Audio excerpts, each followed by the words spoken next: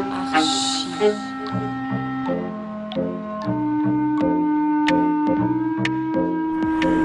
Bonjour et bienvenue dans Archi Urbain, l'émission qui vous parle d'architecture et d'urbanisme. J'ai à mes côtés Philippe, qui est le grand patron de Archi 2000. Bonjour.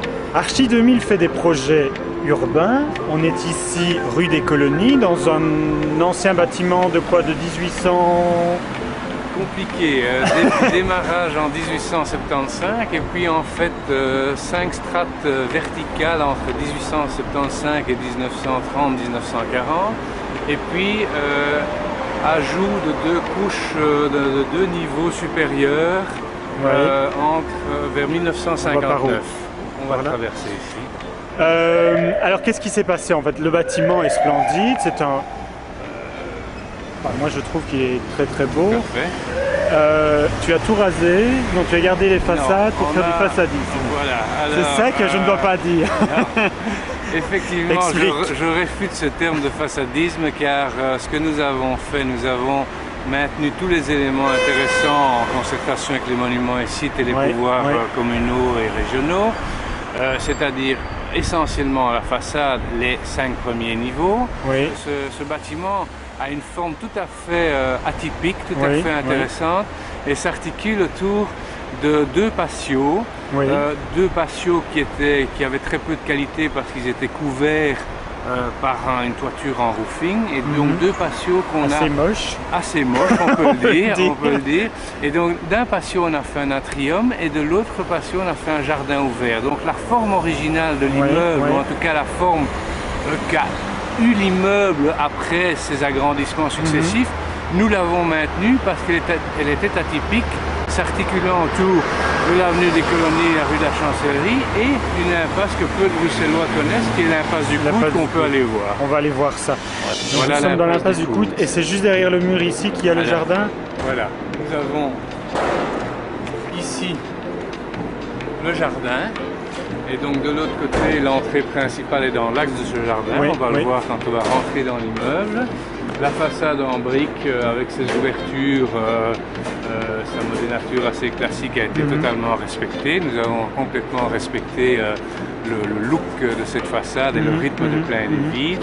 Alors la polémique viendra de moi, donc les étages supérieurs avaient été rajoutés par les fils Pollack, qui ont rajouté également les étages horribles du Résidence Palace. Et donc voilà, et bien ça s'est enlevé, c'est déjà une bonne chose. Il ne reste plus que ceux du Résidence Palace à enlever. Et donc tu as rajouté non pas 2 étages, alors mais 3 étages, plus contemporains, avec des fenêtres plus étroites. Voilà, plus étroites, donc un rythme de plein de vide différent pour effectivement marquer la différence avec ce que nous avions maintenu. Et je pense que ça donne un petit air contemporain et peut-être intemporel à ce niveau. D'accord. Voilà Philippe, on est ici donc dans un plateau de bureau qui est quoi? Qui est composé entre le paysager et le cloisonnement? Voilà, en fait donc de nouveau il y a une grande souplesse, il y a une profondeur de 6 mètres, un couloir dans lequel nous déambulons pour l'instant et vraiment la forme de l'immeuble est très particulière et donc il y a effectivement de la lumière qui vient aussi bien de la peau extérieure côté Colonie Chancellerie que du côté de l'atrium. Alors on est ici dans une de tes œuvres d'art. Est-ce que je peux dire ça? Une œuvre d'art, c'est un grand mot. Pour moi, un architecte est un artiste. Je suis d'accord en partie. Ah. Je suis d'accord en partie. Et quelle est l'autre partie où tu n'es pas d'accord alors? Mais je dirais que l'architecte, en tout cas dans le métier que je fais moi, c'est aussi quelqu'un qui est à l'écoute de son maître d'ouvrage. Il a un programme à respecter. Il a des budgets, il a des plannings et donc l'artiste doit quand même se mettre dans un moule. Alors, tu es le grand patron d'Archi 2000. Oui. Explique comment Archi 2000 est né, d'où vient Archi 2000. Alors Archi 2000 est né il y a 15 ans d'une volonté de ma part de créer un bureau d'architecture parce que j'ai toujours pensé que l'architecture devait se faire en équipe. C'est ça. Je pense que l'architecte qui travaille en équipe s'enrichit de toutes les qualités des autres architectes qui l'entourent. Et je suis un fanatique du sport d'équipe et de la motivation que suscite un team. Alors, avant d'aller voir tes bureaux qui sont étonnants, on va d'abord rester ici. On est où ici? On est avenue Kortenberg. Alors, avenue Kortenberg, c'est un peu plus loin que Schumann, voilà. Pour situer un peu. Voilà. C'est quoi? C'est entre le métro Diamant et Schumann, je pense. Oui, donc nous sommes en fait à l'entrée de Bruxelles quand vous venez de Louvain, de Liège. Oui, oui. On sort du tunnel et le premier bâtiment que vous voyez à votre droite, c'est le bâtiment dans lequel nous sommes. C'est vraiment un produit architectural qui est issu d'une large concertation. C'est vrai, il y avait des vieilles maisons. Ces maisons étaient vraiment sans intérêt. On a fait des visites avec les monuments et sites, ils en ont convenu. Il est clair que l'histoire dira peut-être qu'on n'aurait pas dû les laisser pourrir, qu'elles étaient aussi un témoignage du passé, sûr. Mais je crois qu'il n'y a rien à faire. Et à certains moments, on doit tourner la page, on doit faire certains produits contemporains aussi. Et je pense que tout le monde était d'accord. Tu me fais la visite? On fait la visite. Allez, go. On fait la visite. Alors, on va par où? Parce qu'en fait, il y a des terrasses partout. On va aller sur les terrasses peut-être pour justement profiter de ces vues exceptionnelles. Je pense que si j'avais un patron, je lui dirais de venir ici. Enfin, on n'a pas tout le temps du beau soleil, mais mon Dieu, quelle vue, il dit. Voilà, la vue est exceptionnelle. On voit tout le quartier nord, la Tour Madou. Oui, tout à fait. On voit vraiment l'îlot, des intérieurs d'îlots typiquement bruxellois.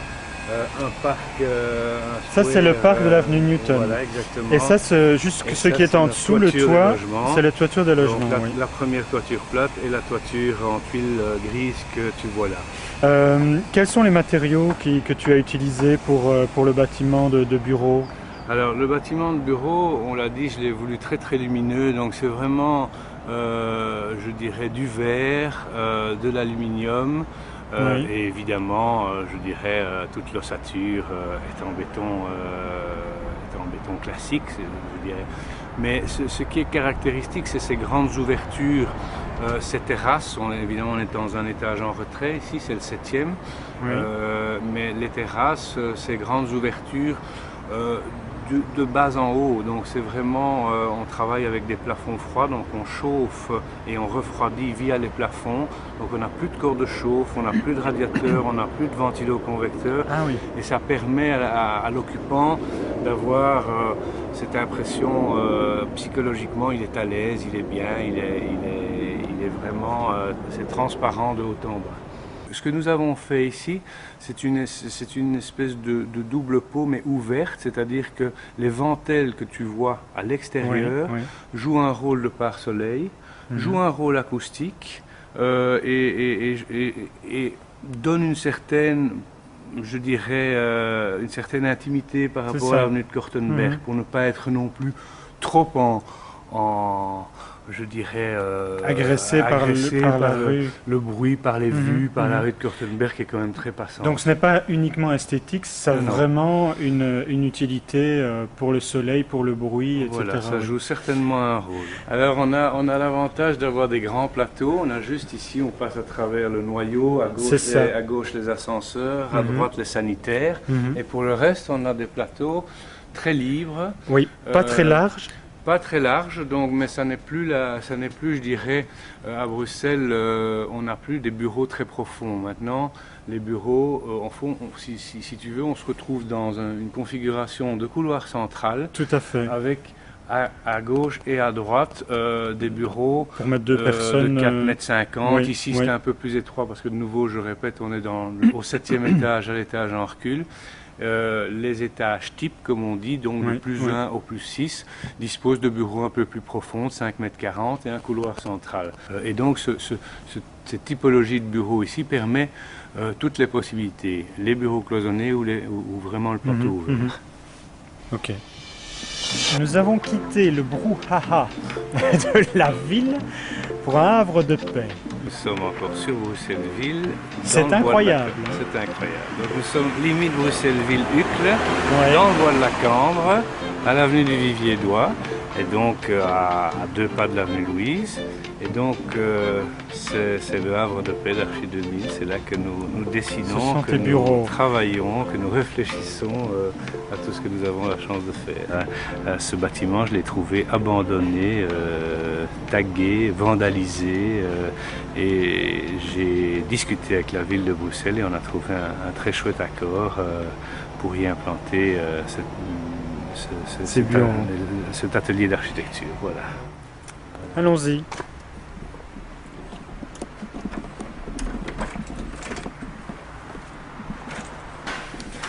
Voilà, donc, comme je le disais, espace très ouvert, très lumineux, remise en valeur des charpentes. Ici, une charpente métallique d'origine. À côté, tu verras une charpente en bois. Utilisation maximale des sous-sols parce que nous avions besoin de place. Et également utilisation à l'arrière d'anciennes annexes que nous avons rénovées. Ouais. Eh bien Philippe, je voudrais te remercier fortement pour tous ces moments qu'on a passés ensemble, parce que c'était vraiment très très intéressant. Et puis, comme j'aime beaucoup ici, je pense que je vais me reposer un peu ici. Si tu veux, je te promets, je ne ferai pas beaucoup de bruit, je resterai sage. Je t'offre l'hospitalité. C'est un lieu que j'aime bien parce que c'est un endroit où il fait très calme, où on peut se retirer, on peut réfléchir, on peut discuter à 3-4. C'est incroyable. C'est ici que nos réunions se font. Et c'est l'ancienne cave à charbon de cette usine élévatoire de la Compagnie des Eaux. C'est ici que les wagonnets déchargeaient le charbon.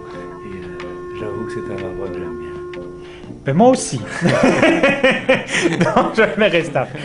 Merci Philippe pour tout ça. Merci Christophe, à bientôt, bonne chance. Merci.